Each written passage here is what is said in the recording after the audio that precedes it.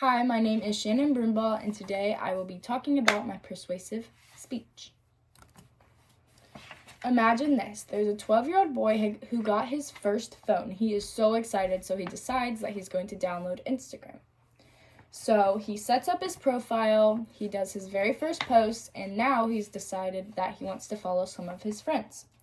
So he goes to the search bar to find his friends, and while he's on the search bar, he also finds the Explore page. He clicks on the Explore page and starts scrolling, and he gets exposed to inappropriate pictures, foul language, and the use of drugs and videos that no parent would want their child looking at. My name is Shannon Broombaugh, and I care about this topic because in the future, when I become a parent, I want to make sure my kids are being protected as well as restricted and limited to the apps they gain access to. It will be my job to protect my children from the harm that is in this world today. The debate on whether social media companies should or should not set a minimal age requirement to use their platforms is very relevant to today's world because social media is everywhere and is becoming more popular every single day. There's so much harm and inappropriate content on these apps that children do not need to be seeing. Social media companies should set a minimal age requirement to use their platforms. To support this view, we will discuss how if a child is to use social media, they are more likely to develop depression than others who do not have it. We will also discuss how social media platforms are not kid-friendly. And lastly, we will cover how children are being exposed to harmful and inappropriate content. Let's begin our discussion by talking about how children who have social media are more likely to develop depression than children who do not have social media. According to the Breeze article, the New York Times reported that a London court blamed the suicide of 14-year-old Molly Russell on social media company Meta, which now owns Facebook and Instagram. Later in the same paragraph, the content Russell viewed was described as so disturbing and distressing that it caused the child psychologist to lose sleep. The coroner added social media affected Russell's mental health in a negative way and contributed to her death in more than a minimal way. There was a negative impact from the social media app for Molly Russell, which later led to her taking her life. This tragic event could have been avoided if there was a way to stop children from gaining access to social media.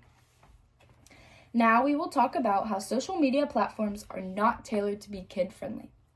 According to the article, why age restrictions and social media restrictions are so important. According to the Office of the Safety Commissioner, both the physical age of your child and their level of maturity and resilience can impact their ability to handle social media.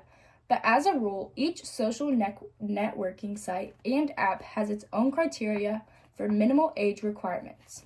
Some services cater for more adult audiences. Later, it states childhood and early adolescence are important, formative stages of a person's life. They represent what is arguably the best time to make mistakes and learn from them. Unfortunately, for modern generations, these mistakes can linger and have lasting effects. This is why it is really important for young people to have established the ability to evaluate risks and anticipate consequences before we give them access to social media.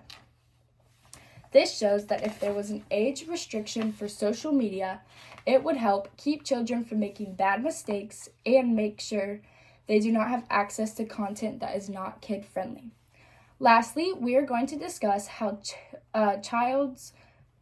kids who are not on social media can be exposed to harmful and inappropriate content. According to the article, Kids and Social Media, parents should be cautious of the risks of youth using social media. These are further discussed below.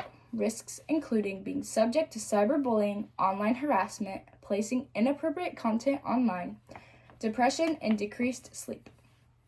Myers also states parents also need to help children understand the impact that their digital footprint can have on their future reputations. Now,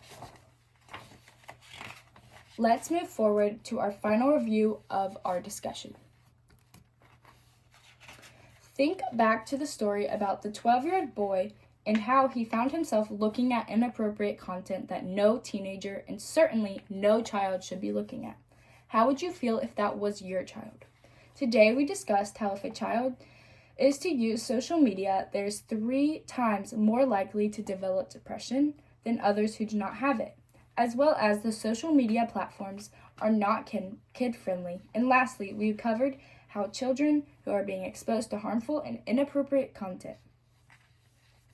I would like anyone who agrees with me that social media companies should set a minimal age requirement to use their platforms to speak out.